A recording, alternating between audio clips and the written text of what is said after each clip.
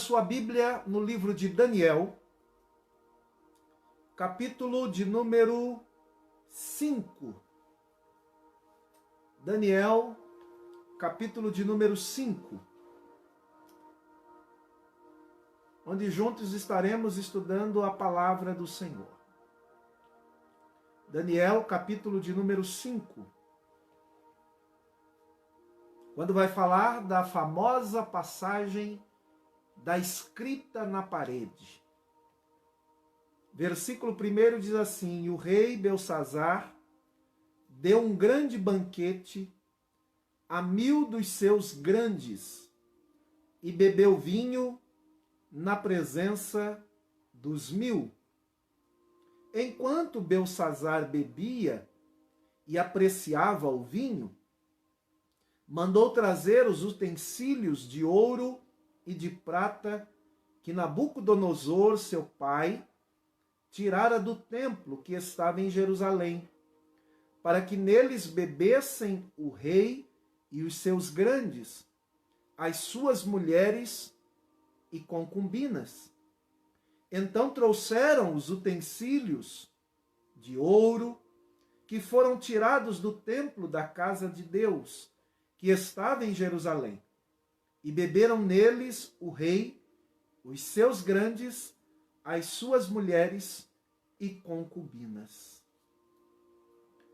A princípio, eu quero ler esses primeiros versículos, porque depois nós estaremos acompanhando o texto e lendo outros versículos deste capítulo, que é tão importante na história mundial, na história bíblica, na história do povo de Israel. E por que eu digo na história mundial? Porque esses fatos fizeram parte da história do mundo, da humanidade. E são períodos gravados pela Bíblia Sagrada que a própria história acaba confirmando o que aconteceu naquele tempo histórico. E hoje eu quero meditar com você falando um pouquinho sobre a figura de Daniel e a queda da Babilônia, o grande império da Babilônia. E ao estudar a Bíblia, nós identificamos e passamos a conhecer que o reino da Babilônia era algo grandioso, poderosíssimo, um reino próspero, de grande poder. Tanto que o rei Nabucodonosor chegou a confessar o poderio do seu reino e a força do seu poder, se vangloriando dele. Abra aí Daniel capítulo 4, versículo de número 30, capítulo anterior ao que nós lemos aqui, versículo de número 30. Olha o que disse o rei da Babilônia. Falou o rei e disse: Não é esta grande Babilônia que eu edifiquei para a casa real? Com meu grandioso poder e para a glória da minha majestade. Nabucodonosor estava se gloriando, estava contando dos seus feitos e do seu poder e daquilo que representava o grande reino e o grande poder da Babilônia, construída pela sua força, com as suas mãos, com o poder que ele tinha naquele império para a sua própria majestade, é o que ele diz.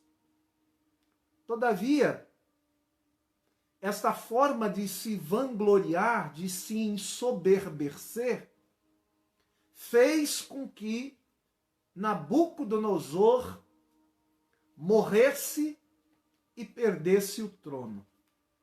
Após a sua morte, o seu filho Nabonido assume o trono, mas ele não consegue manter a mesma força, o mesmo poder deste reino da Babilônia.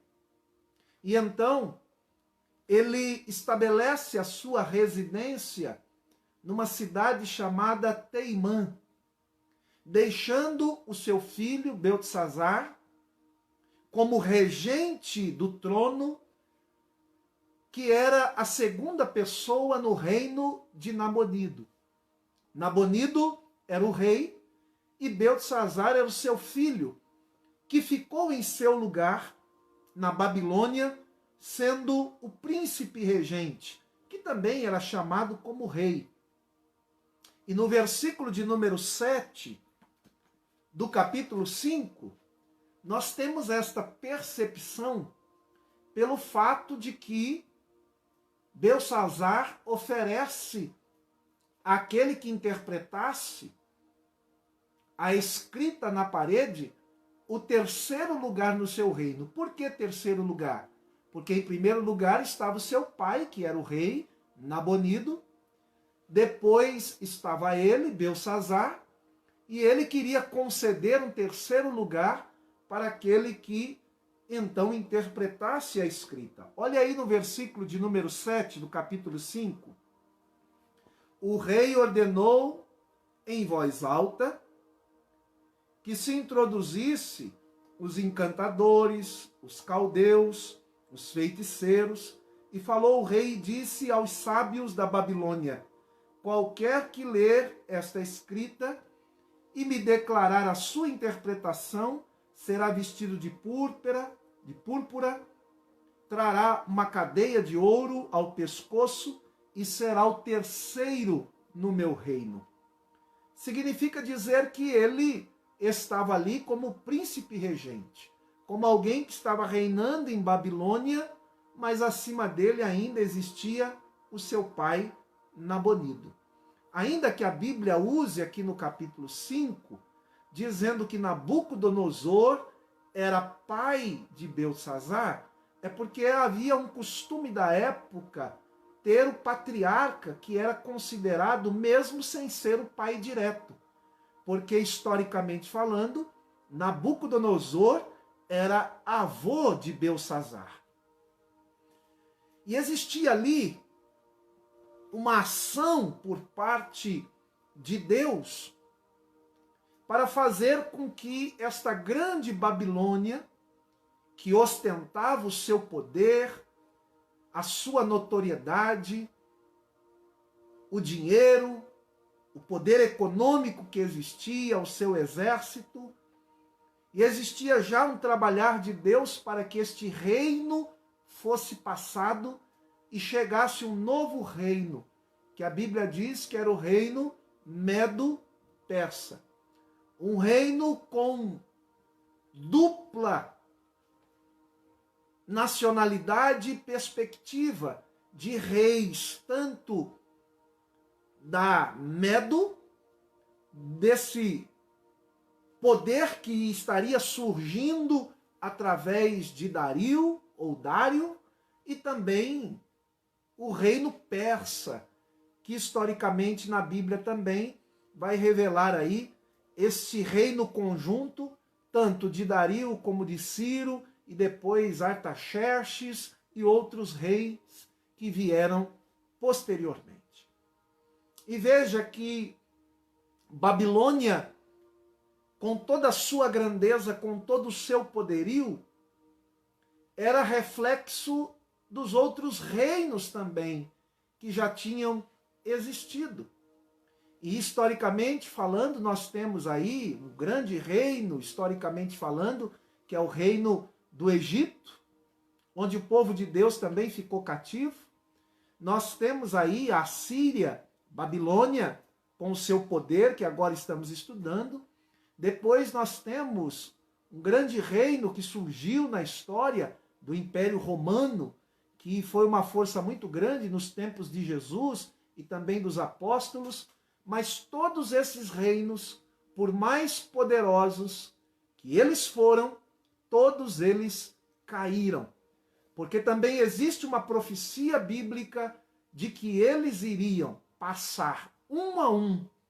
E o único reino que permanece para sempre é o reino de Deus. Esse ninguém pode destruir e ninguém pode acabar com ele.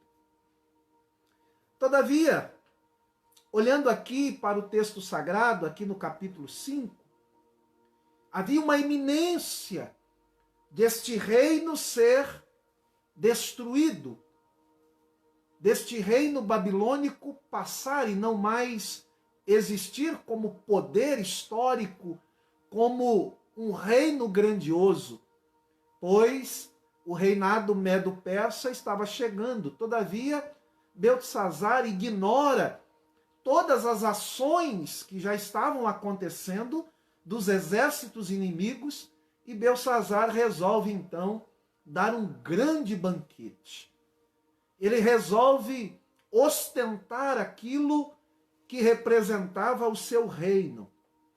E este banquete é considerado um dos maiores banquetes já existente em todo o tempo da humanidade. Quando ele então, do versículo 1 ao versículo de número 3, ele convida 1000 grandes homens para ostentar a sua grandeza, que eram os homens mais importantes, os grandes daquela época, certamente outros reis, outros homens renomados, mas que não chegavam aos pés de Beltesazar. Diante da grandeza que a Babilônia tinha e ostentava. E Beltesazar, então, resolve dar este grande banquete para ostentar e mostrar a grandeza do seu reino. Beber vinho na presença desses grandes representava que ele estava acima de todos os reinos e que ninguém poderia subsistir ao reinado de Babilônia. É como Beltesazar dissesse assim: eu posso comemorar, ostentar e mostrar para todo mundo que este império jamais será destruído. E ele mal imaginava que os dias estavam contados, pois esta festa durava dias consecutivos, com bebidas, regada a vinho, a comidas exóticas, frutas, tudo do bom e do melhor, da melhor qualidade possível, e além disso, ostentando com as suas mulheres e concubinas.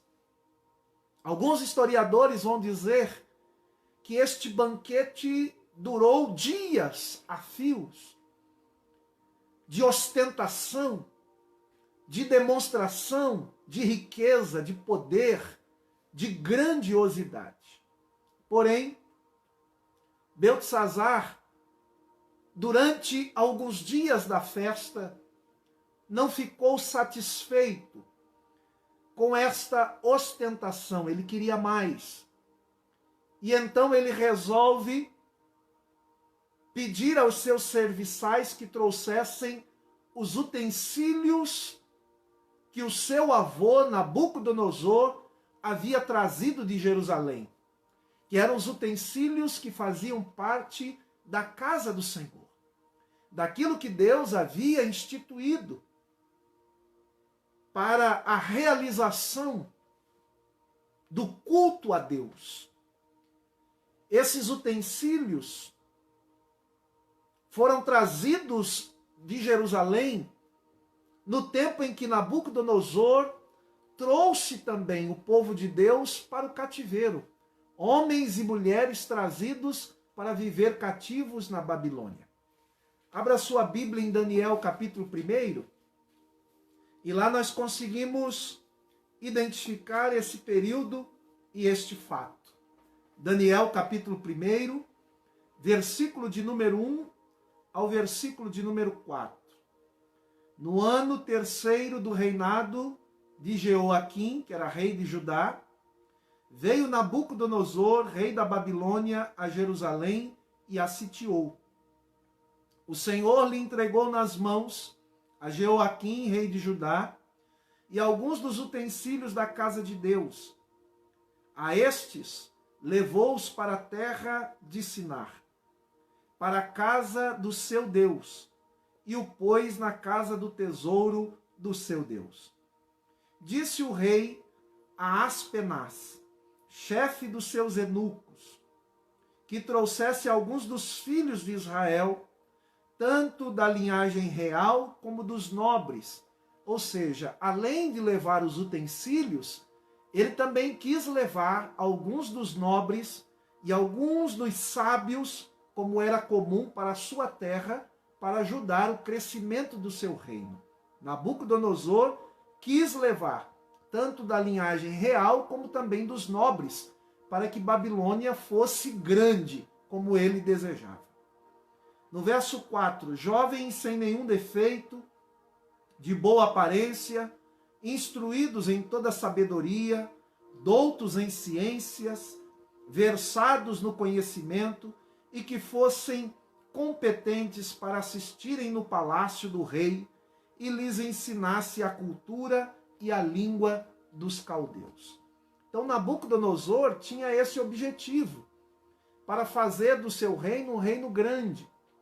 E após a sua morte, o seu filho Nabonido assume o reino, mas estabelece a sua cidade num local diferente de Babilônia, que era a cidade de Teimã, e na Babilônia fica governando o filho de Nabonido, que era Belsassar. E Belsassar então dá essa festa regada a vinho, a comidas, a mulheres, a prostituição, a orgia. Mas ele não se satisfaz em ostentar essas coisas. Ele resolve então tomar dos utensílios da casa do Senhor, que o seu avô havia trazido e estava guardado no seu tesouro, na casa do seu Deus, para poder ostentar diante daquelas autoridades, diante daqueles 1000 homens grandes que ele havia convidado para o seu banquete. E veja que, quando ele usa essa expressão aqui de ostentação, de poder convidar estes homens, veja o que diz o verso de número 3 e 4, do capítulo 5.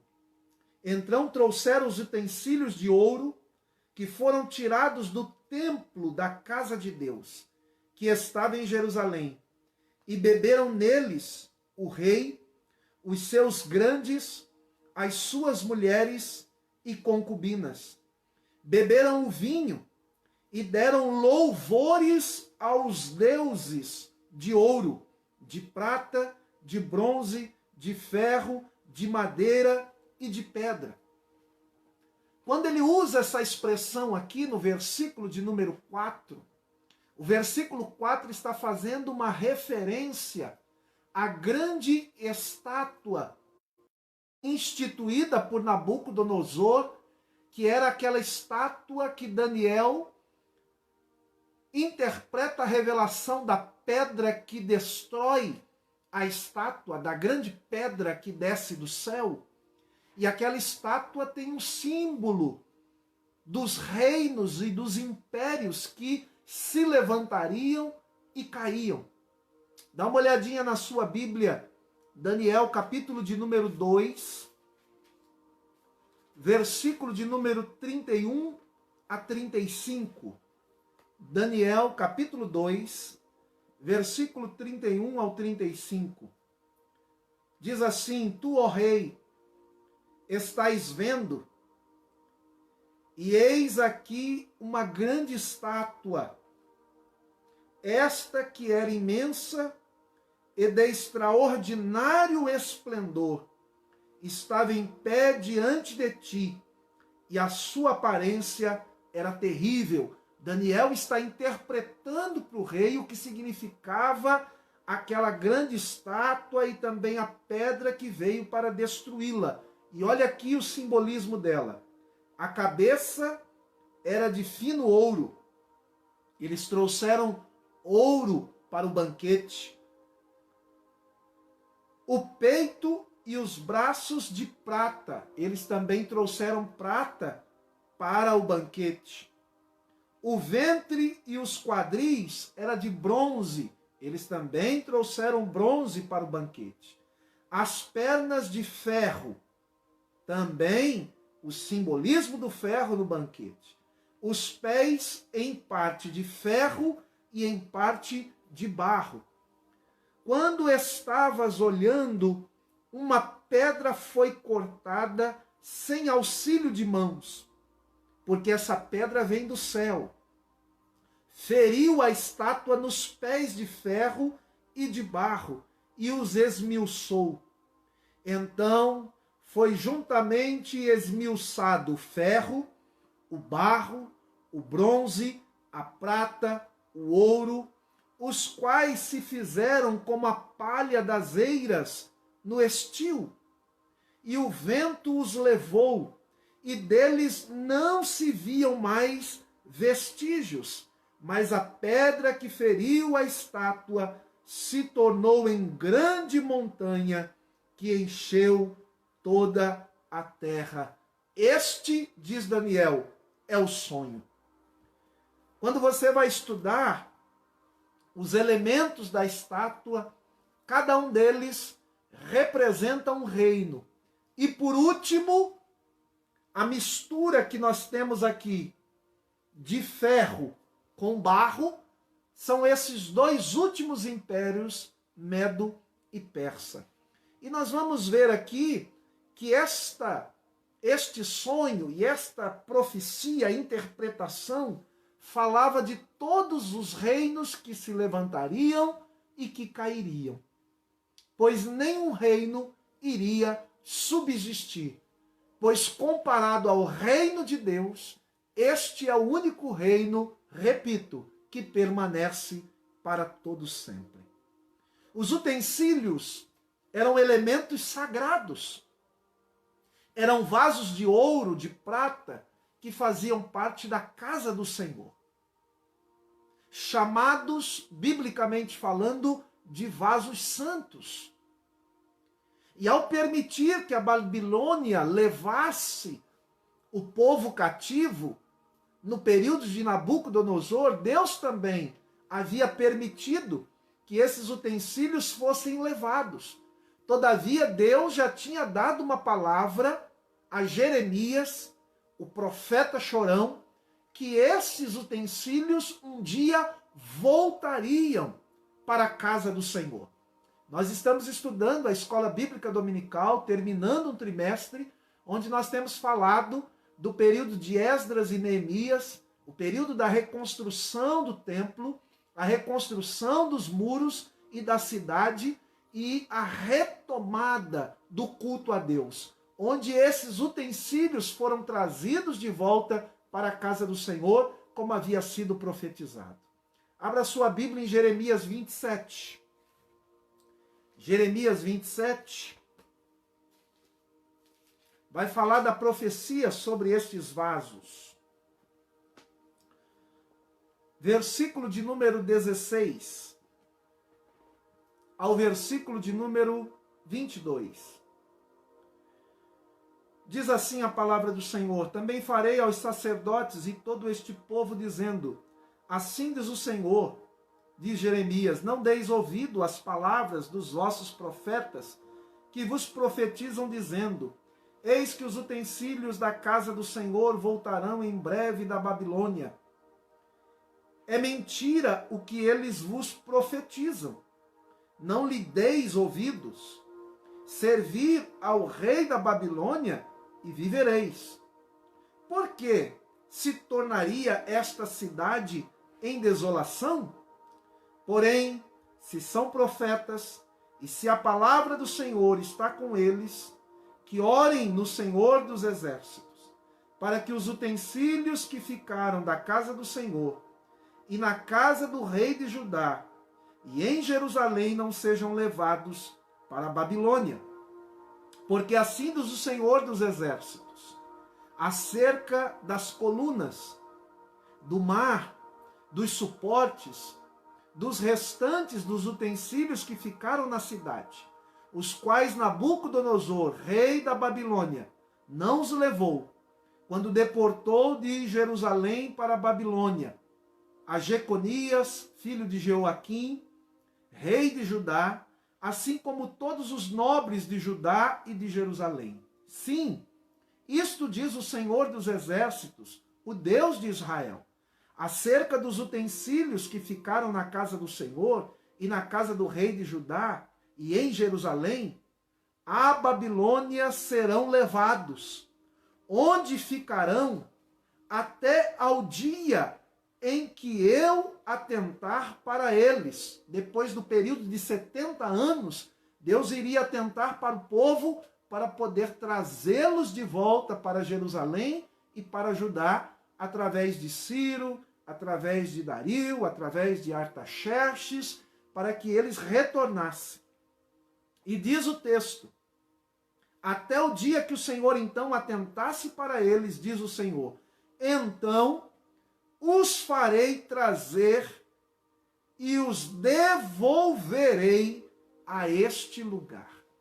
Depois de 70 anos, acabado o cativeiro babilônico, Deus iria atentar para o seu povo e fazer voltar esses utensílios sagrados para a casa do Senhor. Deus tinha uma promessa. Porém, Beltesazar, sem perceber e tomar cuidado com o que era sagrado, ele comete um ato de blasfêmia, de provocação e de arrogância diante de Deus. E aí está o grande perigo, pois Beltesazar queria exibir diante dos grandes, das mulheres, das concubinas, como uma celebração de orgia, regado a bebida, a comidas e a profanação do sagrado, dos utensílios sagrados da casa de Deus. Isso é um perigo muito grande. Quando alguém se sente poderoso demais, grande demais, achando ser inatingível, fazendo do seu coração um coração soberbo, praticando blasfêmia contra o sagrado, contra aquilo que é santo diante de Deus, provocando a ira de Deus com arrogância diante do Senhor. E isso é um indício de que a queda de Babilônia estava perto.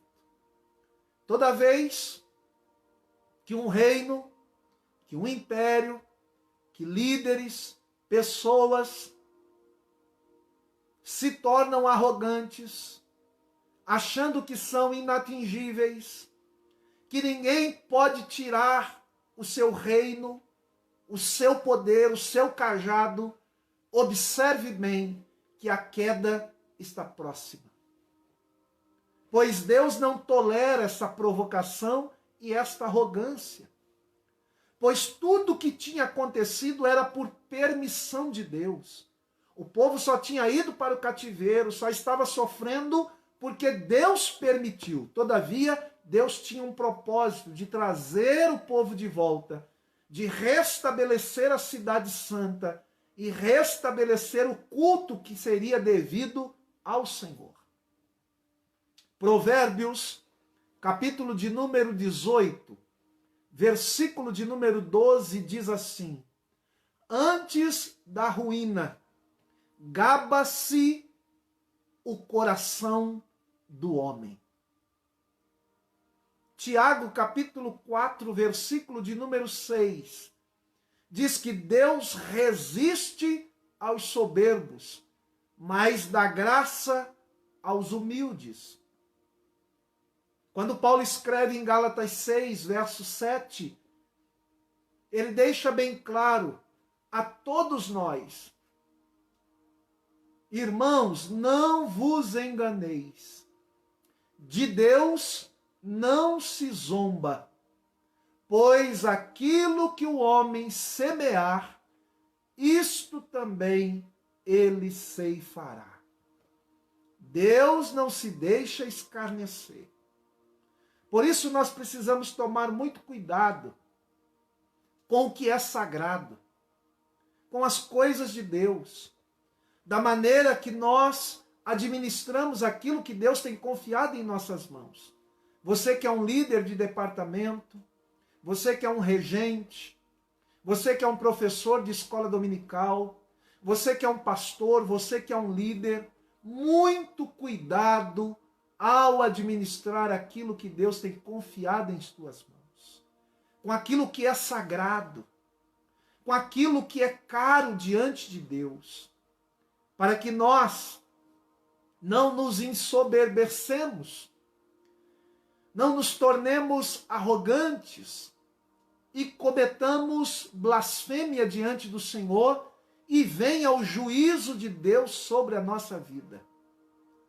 Certa feita, um grande líder, no púlpito da sua igreja, se sentia tão grande, tão potente, que chegou a dizer: eu estou no lugar que conquistei. Tenho muitas igrejas, tenho esse grande templo.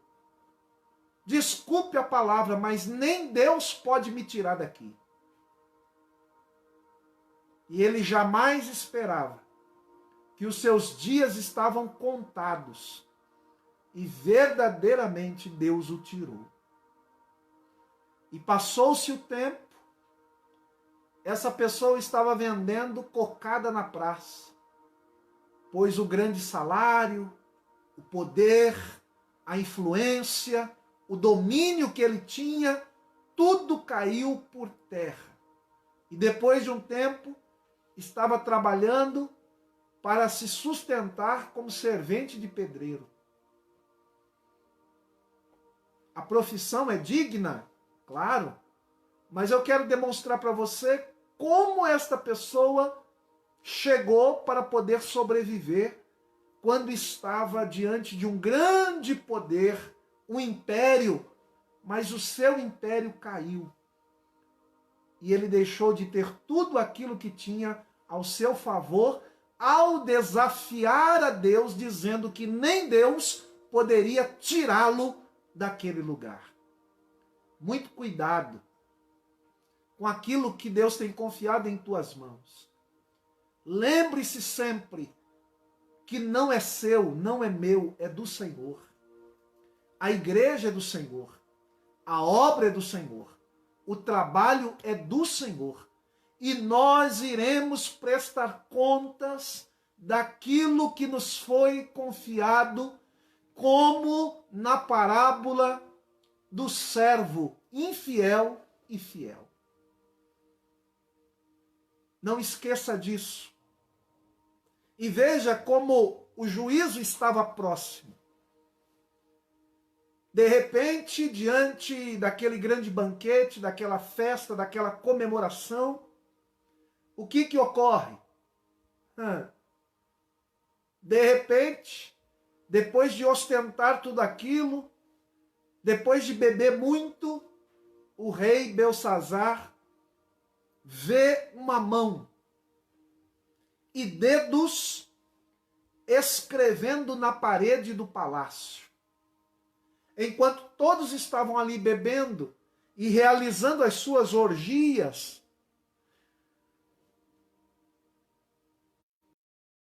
usando as coisas sagradas de Deus, usando os utensílios da casa de Deus para beber, para ostentar, diz a Bíblia que Belsazzar viu uns dedos de uma mão de um homem escrevendo. E naquele exato momento, ele deixou de ser um fanfarrão orgulhoso e prepotente e passou a ser uma figura petrificada e perplexa, assustado com aquilo que ele tinha visto. Tanto é verdade que você pode olhar aí no versículo de número 6, que diz assim, versos 5 e 6, no mesmo instante, apareceu uns dedos de mão de homem e escreviam de fronte do candeeiro, na caidura da parede do palácio real. E o rei viu os dedos que estavam escrevendo. Não era uma alucinação, não era uma embriaguez, mas era algo real. E no versículo 6 diz: então se mudou o semblante do rei, e os seus pensamentos o turbaram. As juntas dos seus lombos se relaxaram ou se descaíram, e os seus joelhos batiam um no outro. Tamanho era a perplexidade, o temor que agora recai sobre o rei diante deste acontecimento. E o que ele faz? Ele paralisa a festa e chama os seus encantadores, feiticeiros, magos e sábios da Babilônia para interpretar o que estava escrito. No versículo de número 7, ele oferece vestes de púrpura, uma cadeia de ouro ao pescoço, que era um colar de ouro para colocar no pescoço, pois as autoridades da época, os homens influentes que tinham uma posição, recebiam como característica este colar de ouro. E este seria também a terceira pessoa no reino de Belsazar. Seria Nabonido, seu pai, Belsazar e essa pessoa que interpretasse aquela visão. Veja que interessante. Quando eu olho para esse texto, de Nabucodonosor ao período de Nabonido e Beltesazar, Daniel estava como esquecido como profeta. Ainda que ele tinha sido estabelecido como líder sobre todos estes videntes, sobre todos os sábios da Babilônia, sobre todos aqueles que estavam sobre este grande reino.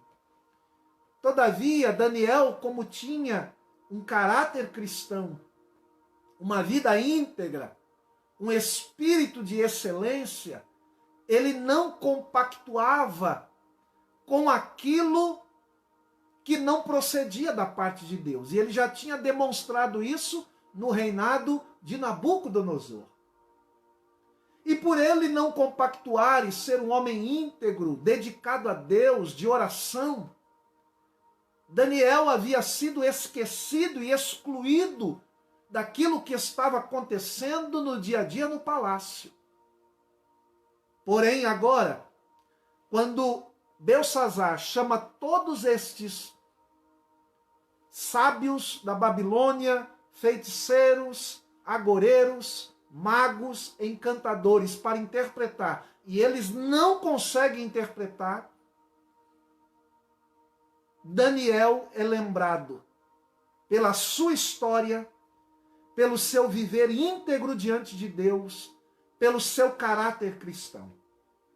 Nesse período, Daniel estava com aproximadamente 65 anos de idade. Quando lá no versículo de número 10 e 12, a rainha mãe se lembra de Daniel e faz com que Belsazar se lembre dele. E a rainha mãe diz no verso 10, por causa do que havia acontecido ao rei e aos seus grandes, entrou na casa do banquete e disse, ó rei, vive eternamente, não te turbem os teus pensamentos, nem mude o teu semblante. Há no teu reino um homem que tem o espírito dos deuses santos. Nos dias de teu pai, na verdade era o seu avô, Nabucodonosor, se achou nele luz, inteligência e sabedoria, e com a sabedoria dos deuses, teu pai, o rei Nabucodonosor, sim, teu pai, na verdade é o teu avô, ó rei, o constituiu chefe dos magos, dos encantadores, dos caldeus e dos feiticeiros. O que eu aprendo aqui? Por mais que alguém que viva na verdade, que tem um caráter cristão ilibado, que tem uma vida reta diante de Deus, possa ser esquecido, possa ser colocado no ostracismo, pode tentar matá-lo, escondê-lo, ofuscar a presença de Deus em sua vida, saiba de uma coisa, que na hora certa, Deus o trará novamente. No momento certo, precisarão de Daniel. Pois Daniel era quem tinha a verdadeira interpretação e revelação da parte do Deus verdadeiro. Por isso, meu amado irmão, minha amada irmã, existem contextos e períodos em nossa vida que querem nos colocar no ostracismo, que querem nos descartar, nos fazer esquecidos. Mas chegará o momento certo em que Deus novamente te levantará, que Deus fará com que alguém se lembre de você, do seu nome, e se lembre do teu caráter, da sua retidão, e virão até você pedir ajuda para que você clame a Deus por misericórdia pela vida deles. É assim que Deus faz, e já fez por muitas vezes no decorrer da história. A rainha se lembrou de Daniel. Assim como José, quando estava no calabouço, no momento certo, também o rei se lembrou dele. O copeiro se lembrou dele. Pois Deus já tinha um plano para fazer de José o governador do Egito. Assim como Deus tinha um plano em novamente trazer Daniel para honrar o nome do Senhor, porque Deus é o Deus da história e ninguém pode frustrar os planos de Deus. Se Deus tem um plano na tua vida, permaneça firme. Se Deus tem um plano na tua vida, permaneça servindo a Deus com retidão. Se Deus tem um propósito com você, com a sua família, permaneça no lugar que Deus te colocou, porque na hora certa, Deus cumprirá a sua palavra em sua vida. Você não precisa de subterfúgios, você não precisa de alianças escusas, você não precisa barganhar nada, pois no reino de Deus não há barganha, mas permaneça no lugar que Deus te plantou, pois Deus irá honrar-te na hora certa.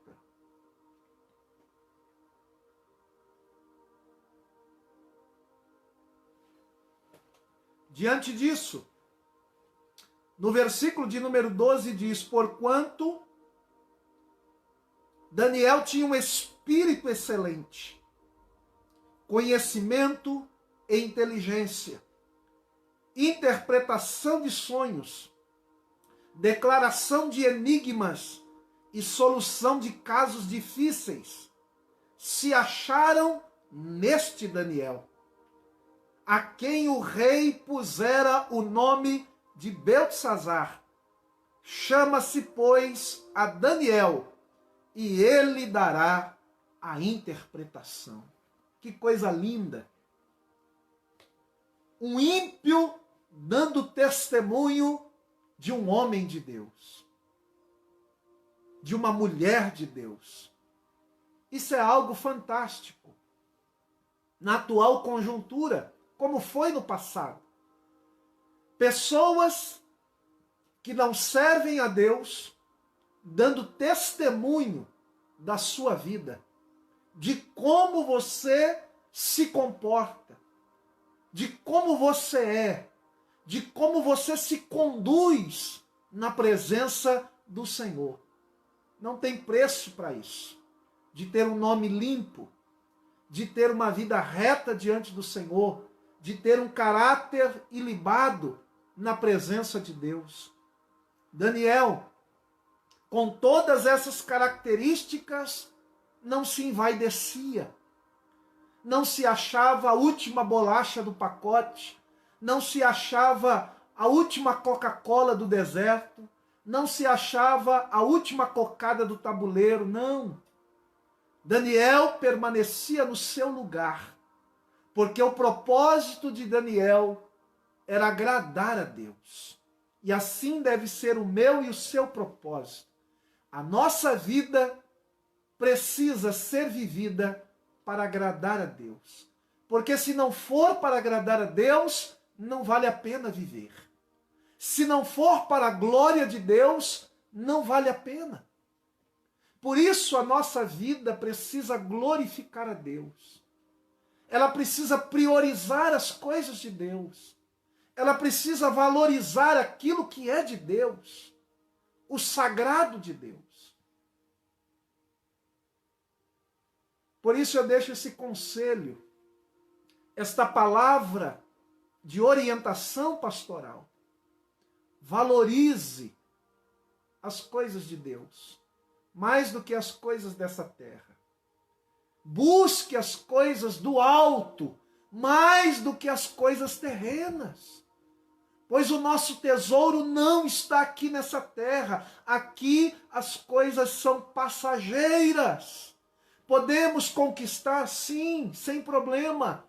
Podemos ver o fruto do nosso trabalho, sim, mas não se angustie, não se deprecie. Não entre em depressão por causa das coisas terrenas, pois nós temos um tesouro reservado nos céus, que não é passageiro, que o ladrão não rouba, que a traça não consome, que a ferrugem não destrói, pois o nosso tesouro está nos céus de glória. Não há tesouro maior do que a salvação em Cristo Jesus. Por isso nós precisamos guardar esse tesouro bem guardado, para que ninguém roube a nossa coroa.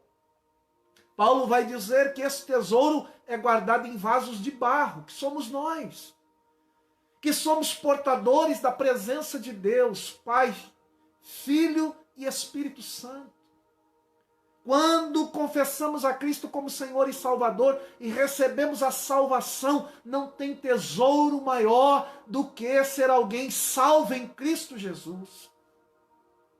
Do que alguém que busca o reino de Deus e a sua justiça, pois as demais coisas nos serão acrescentadas. São acréscimos e não prioridades. Prioridade é buscar o reino de Deus e a sua justiça. Ser o portador da presença de Deus em sua vida.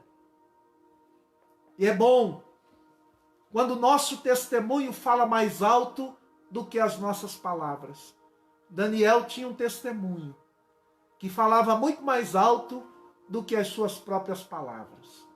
Tanto que ele nem estava no ambiente. Ele não estava presente ali no palácio enquanto este banquete acontecia, mas a rainha mãe lembrou de Daniel daquilo que ele era, daquilo que ele representava naquele reino e do que representou para Nabucodonosor. Então Belsassar, do versículo 13 ao 16, vai poder introduzir Daniel à sua presença. O tempo havia passado, mas Daniel continuava tendo a mesma postura de antes. Um homem de caráter firme, com um espírito excelente. E aqui nasce no meu coração, principalmente quando eu estava hoje à tarde estudando, preparando essa palavra, uma preocupação muito grande. Quando o tempo de vez apurar o nosso caráter, estabelecer-nos muito mais firme na presença do Senhor, parece que com o tempo as pessoas vão perdendo a sua essência. o seu caráter cristão, a sua firmeza espiritual, a sua excelência de espírito. E eu fico preocupado com aquelas pessoas que mudam facilmente de postura, que abrem mão das suas convicções conquistadas em Deus, quando estão diante de alguma proposta, de algo conveniente. Do verso 13 ao 16, Daniel é introduzido à presença do rei. E olha o que o rei faz no versículo de número 17. Versículo de número 17, Daniel dá a resposta. Pois o rei havia dito que ia vestir alguém de púrpura, que ia dar um colar de ouro e que iria ser a terceira pessoa no seu reino. Todo mundo queria isso naquela época, menos Daniel. E Daniel responde no verso 17, onde eu admiro a postura de Daniel, pois Daniel não se vende por presentes, Daniel não se vende por posição de ser o terceiro no reino. Enquanto muita gente briga por isso, Daniel diz: não, o lugar que eu exerço na presença de Deus é muito mais importante. Daniel está dizendo: a minha integridade, o meu caráter cristão, a minha firmeza e a minha postura espiritual valem muito mais do que qualquer proposta indecente e qualquer presente que alguém queira me oferecer. Olha o que Daniel diz, verso 17. Então respondeu Daniel e disse na presença do rei: os teus presentes fiquem contigo, e dá os teus prêmios a outrem. Todavia, lerei ao rei a escrita, e lhe farei saber a interpretação. Em outras palavras, Daniel diz: eu não me vendo. O senhor não vai me comprar. Seu pai não me comprou, ou seu avô. Não é você que vai me comprar agora. Pois os anos passaram. Lá no passado eu era ainda jovem. Agora eu estou com 65 anos de idade. O meu caráter continua o mesmo. A minha firmeza continua a mesma. A minha integridade diante de Deus continua a mesma. E eu louvo a Deus por isso, porque Deus precisa de homens desta envergadura.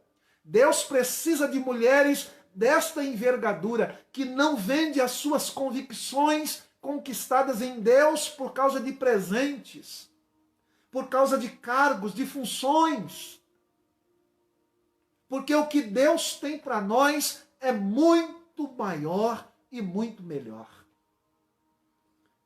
Daniel fez lembrar a história de Nabucodonosor, avô de Belsazar, para que ele entendesse um pouquinho todo o contexto. Ele contou da loucura de Nabucodonosor, quando Nabucodonosor ostentou o seu reino, e diz da grandiosidade da Babilônia, do seu poder, para a sua majestade, como eu li no começo. E Daniel então conta a Belsazar dizendo: olha, o seu avô cometeu a mesma loucura que você, de querer ostentar, de querer ser arrogante, de dizer que ninguém destruiria o seu poder e o seu reino. E o seu avô perdeu o trono por causa das mesmas ações que você. E Daniel, então, ao informar isso a Beltesazar, diz a ele: Beltesazar, rei, e tu sabes destas coisas. O versículo de número 22, ele vai dizer claramente: tu, Beltesazar, que és seu filho, não humilhastes o teu coração, ainda que sabias de tudo isso. Do quê? Da história que Daniel está contando. Do versículo 20 e o versículo 21. Verso de número 18 e 19 até o 21. Olha aí na sua Bíblia. Ó Rei, Deus o Altíssimo deu a Nabucodonosor, teu pai, o reino e grandeza, glória e majestade. Ele estava dizendo, olha, tudo isso que existe não foi por causa de Nabucodonosor. Não foi por causa do teu pai Nabonido. Não foi por causa de você, por você ser o bom. Não. Tudo isso foi Deus quem deu. Porque Deus estava tratando com o seu povo. Verso 19, por causa da grandeza que lhe deu, povos, nações, homens de toda língua tremiam e temiam diante dele. Matava quem queria, e a quem queria deixava com vida. A quem queria exaltava, e a quem queria abatia. Verso 20. Quando, porém, o seu coração se elevou e o seu espírito se tornou soberbo e arrogante, foi derribado do seu trono real e passou dele a sua glória. Quando nós não reconhecemos que tudo aquilo que conquistamos, o lugar que estamos, aquilo que nós aproveitamos e desfrutamos foi Deus, está prestes a gente cair da cadeira do trono. Quando não reconhecemos que tudo é proveniente de Deus. Quando a gente acha que as nossas forças, que a nossa inteligência, que o nosso poder de argumentação, poder político, é que consegue as coisas, estamos enganados. E estamos incorrendo o mesmo risco de Nabucodonosor, de exaltar o coração, de ser soberbo, e Deus não põe a mão nisso, e é por isso que o juízo aqui, Daniel está contando, estava perto. Verso 21. Foi expulso dentre os filhos dos homens, e o seu coração foi feito semelhante ao dos animais.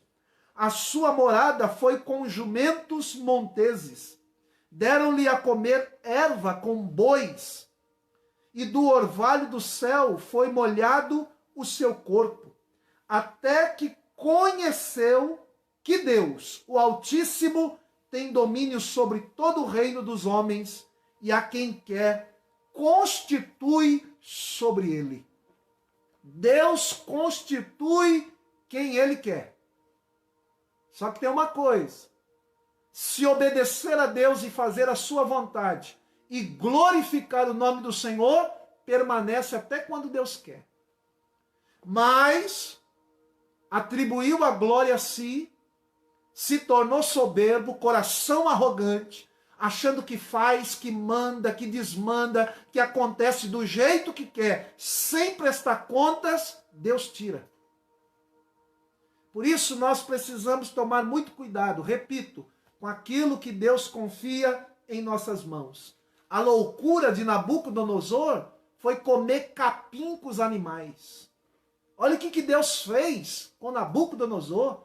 Fez ele pastar com os animais para mostrar que Deus era Deus e que ele só esteve no trono por causa da vontade de Deus. E aí no final, naquele momento de loucura que todos comentavam, veio um momento de lucidez e Nabucodonosor declara que Deus era Deus.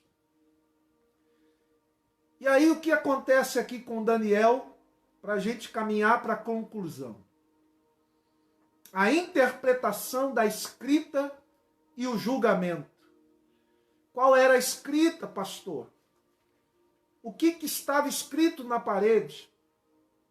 Daniel diz que aquela mão, versículos 24 e 25, e aqueles dedos haviam sido enviados da parte do Senhor. E que aquela escritura havia sido traçada por Deus. E o que foi escrito ali, em língua caldeia, eram unidades de medidas e de pesos, de acordo com a cultura dos caldeus, que demonstram ali que a queda da Babilônia havia chegado. Babilônia caiu. Pois todos os grandes e poderosos impérios que não glorificaram a Deus caíram, e todos os outros que se levantarem e não glorificarem a Deus também cairão. E Daniel então traz a tradução ao pé da letra na língua e também traz a interpretação para que o rei pudesse saber o que estava escrito ali. E o texto sagrado demonstra para nós, no versículo de número 25, Daniel dizendo: esta, pois, é a escritura que se traçou, Mene, Mene, Tekel, Parzim, ou Peres Parzim. O que isso significa nessa unidade de medida? Mene, língua caldeia, está medido, está avaliado. Tekel significa está pesado, está colocado sobre a balança. E Peres Parzim significa está dividido, está acabado. E a interpretação de Mene, Daniel diz: contou Deus o teu reino, Belsazar, e deu cabo dele. Tekel, pesado fostes na balança, e achado fostes em falta. Peres, dividido foi o teu reino, e dado aos medos e persas. Ou seja, Babilônia caiu, acabou o poder da Babilônia. Versículo de número 30 e depois 31, diz que naquela mesma noite o palácio foi invadido, o rei Belsazar foi morto e Dário assumiu o trono. O reino medo-persa começou naquela noite. Eu concluo esta mensagem extraindo as lições deste ensino nesta noite. A primeira lição que eu quero extrair daqui é que a humildade, ela procede à honra, porém a soberba anuncia a queda e o juízo. Por mais que alguém se sinta grande, poderoso, tenha recebido poder, crescimento na vida e naquilo que desenvolve, seja no reino de Deus, seja no trabalho, seja na vida, cuidado para não desprezar o que é de Deus, pois a queda e o juízo pode estar próximo e pode ser grande. Eu já vi muita gente que batia no peito ser grande cair. Como os impérios no decorrer da história, que se sentiam os mais poderosos, caíram pela vontade de Deus. 2. Devemos ter o cuidado para não brincarmos com o sagrado, com as coisas que Deus confiou em nossas mãos. Porque pode vir o juízo sobre a nossa vida, se não cuidarmos com carinho, com amor, daquilo que Deus confiou a cada um de nós. Repito, seja você um líder, seja você um regente, seja você um músico, seja você alguém que faça parte da equipe de louvor, seja você um membro da igreja, seja você um obreiro, seja você um coordenador de escola dominical, um professor de escola dominical, você que trabalha com criança, com adolescente, com jovem, não importa. Se Deus confiou algo na sua mão, trate isso com carinho, com zelo, para que o juízo de Deus não venha sobre a sua vida. Portanto, não podemos desprezar o sagrado. Não podemos brincar de servir a Deus, pois a vinda do Senhor está próxima. E pode custar muito caro esta brincadeira no final. 3. Como servos e servas de Deus, devemos sempre honrar o Senhor com a verdade. Daniel disse a verdade diante do rei e rejeitou os presentes do rei, porque Daniel não vendia a sua consciência cristã em troca de presentes. A importância de não vendermos a nossa consciência por causa de presentes, de agrados, de cargos e funções, de promessas, pois a maior e melhor promessa é aquela que vem de Deus. Porque o homem, ele muitas vezes deixa de cumprir aquilo que prometeu, pois ele não tem controle de todas as situações. Mas Deus, quando promete, Deus cumpre a sua palavra. Então não se encante pelos presentes oferecidos pelos homens. Antes, esteja firmado nos presentes e na bênção que Deus estabeleceu para a sua vida. O que vem das mãos de Deus é muito melhor do que o que vem das mãos dos homens. Quarto e último, para concluirmos, a exemplo de Daniel, devemos manter um caráter íntegro diante de Deus e diante dos homens, para que o nosso testemunho fale mais alto do que as nossas palavras. Ainda que os anos passem, devemos manter a nossa postura cristã. Por mais que os homens queiram nos colocar no ostracismo, nos colocar de lado, na geladeira, como diz os cristãos, no óleo, não importa.